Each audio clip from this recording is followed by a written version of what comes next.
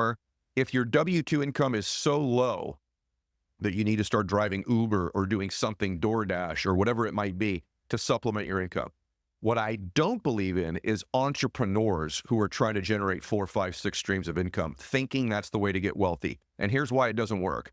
Because to get wealthy, you're dealing with killers. You're dealing with the best of the best. If you're going to get to these stats where you make $500,000 a year, or you make over $290,000 a year, or you want to go make over $1 million or $10 million a year, you are competing against the best in the world at whatever you do. And if your income, your focus is diversified to 3 or 4 other things, and I'm full-time crushing in my industry, I'm going to beat your distracted focus, right? Imagine this. We're at the top level of professional baseball, right? You and I both are. But you also play the piano 6 nights a week in a bar.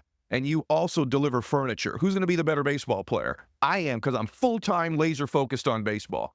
And so if you're going to be an entrepreneur, you got to get dialed in on that industry and dominate it, get to 7 figures, and then diversify.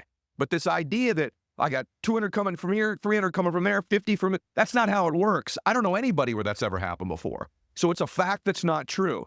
Because to make 7 figures, you got to be great. You got to be obsessed. I don't care what the industry is. You got to be so dialed in, laser focused, outworking everybody in that business, out innovating, out thinking, out strategizing, out energizing, out everything, that if you're doing 3 or 4 things and I'm doing that one thing crushing, I'm going to kick your butt.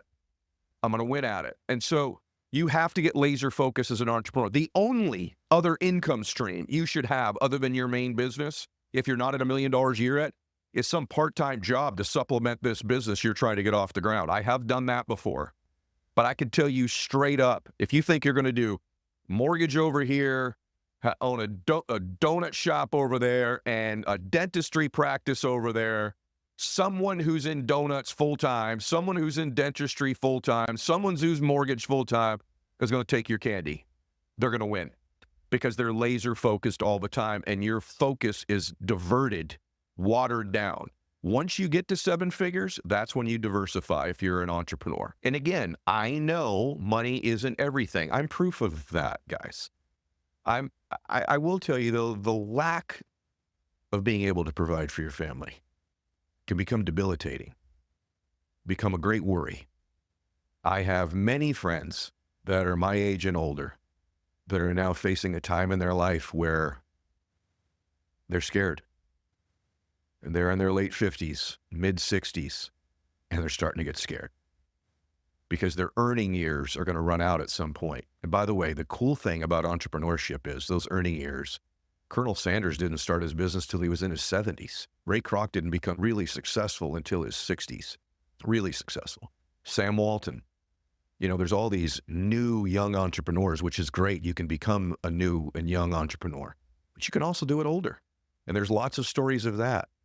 So I just wanted to do a wake-up call today. The stats are the stats, right? The gap is getting bigger and bigger between the haves and the have-nots. And you could say, well, it's the system. It might be the system, but it is the system. So what are you going to do to win, right? What are you going to do to change this? And I would only give you all these stats and say all these things to you because I know you're capable. I know it's possible.